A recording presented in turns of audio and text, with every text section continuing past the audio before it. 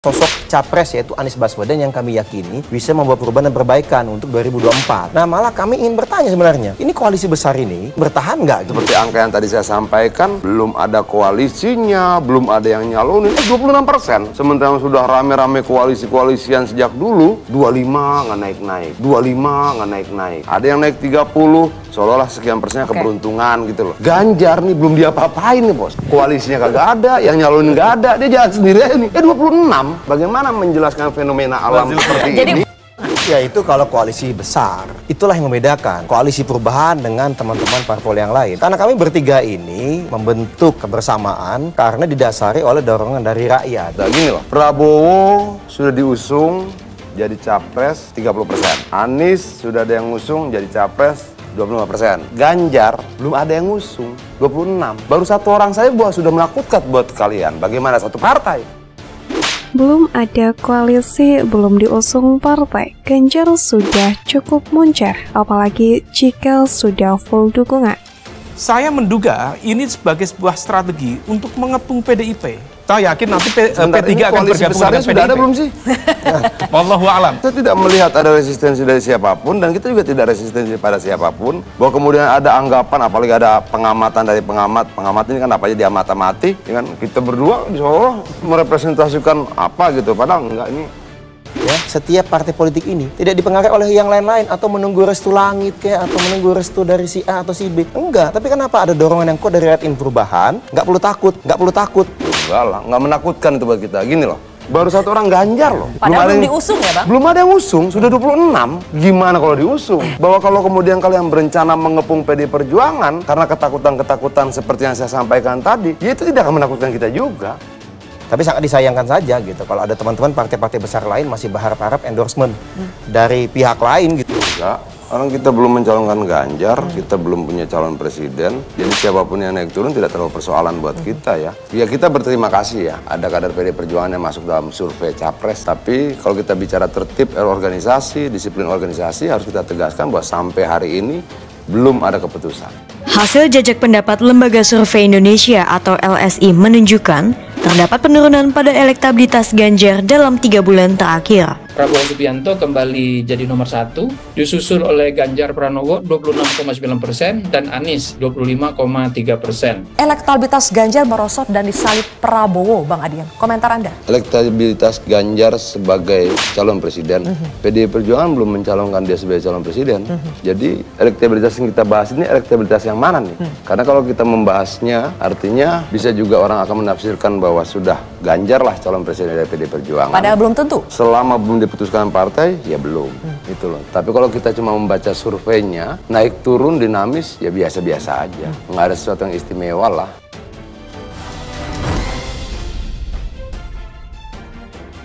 Elektabilitas Gubernur Jawa Tengah Ganjar Pranowo disalip Menhan Prabowo Subianto pada hasil survei Lembaga Survei Indonesia atau LSI. Namun Gubernur Jawa Tengah Ganjar Pranowo dinilai tetap berpeluang jadi calon presiden PDI Perjuangan, kendati elektabilitasnya menurun.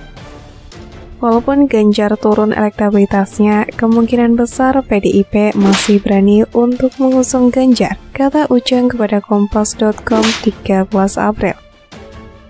Dibandingkan dengan Puan Maharani, putri mahkota partai yang kini menjabat sebagai Ketua DPP PDIP, elektabilitas Ganjar Pranowo jauh lebih unggul mengingat angka elektoral Putri Megawati itu tidak lebih dari 5%. Jadi memang secara rasional, Ganjar bisa saja diusung oleh Megawati karena elektabilitasnya lebih baik daripada Puan Maharani, ujarnya.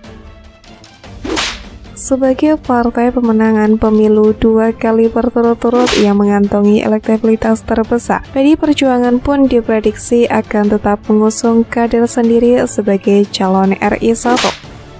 Selain itu, untuk mendapatkan koktail efek atau efek ekor jas, partai berjargon Wong Cilik tersebut dipastikan enggan menempatkan kadernya hanya di kursi calon RI 2. Atas kepentingan tersebut, Megawati diyakini bakal menunjuk sosok yang paling menjanjikan kemenangan, yakni yang punya elektabilitas tinggi. Oleh karenanya, meski elektabilitas Ganjar belakangan terjun bebas, Ujang menduga itu tidak akan jadi soal untuk PDI Perjuangan. Capres PDI Perjuangan diprediksi tetap mengerucut ke sosok Ganjar. Ini terkait dengan pertaruhan suara partainya, karena kalau tidak ada kader partai yang bisa jadi capres, ya suara PDIP akan tersalip oleh partai-partai kalau tidak ada capres sendiri, tuturnya. Untuk diketahui, elektabilitas Ganjar Pranowo menurun pasca gaduh batalnya penyelenggaraan Piala Dunia U20 di Indonesia. Hasil jejak pendapat Lembaga Survei Indonesia atau LSI yang dirilis pada April 2023 memperlihatkan elektabilitas Ganjar merosot signifikan, sekitar 8,1% dari sebelumnya 35,0% menjadi 26,9%. Menurut LSI, anjloknya elektabilitas Ganjar disebabkan sejumlah faktor, salah satunya karena dicopotnya Indonesia sebagai tuan rumah Piala Dunia U20. Lantaran Ganjar sempat menolak kepesertaan timnas Israel di Piala Dunia U20. Ia dianggap menjadi penyebab gagalnya penyelenggaraan ajang olahraga internasional di tanah air.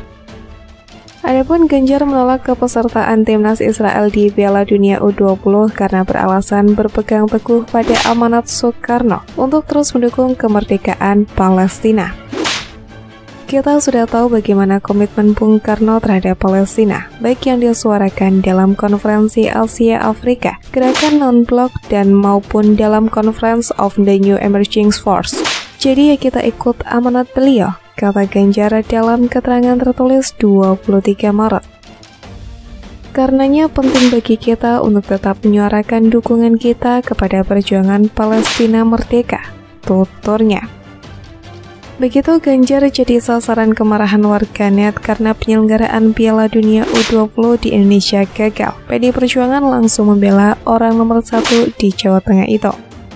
Sekretaris Jenderal PDIP Hasto Kristianto saat itu mengatakan itu bagian dari dinamika dan ujian kepemimpinan.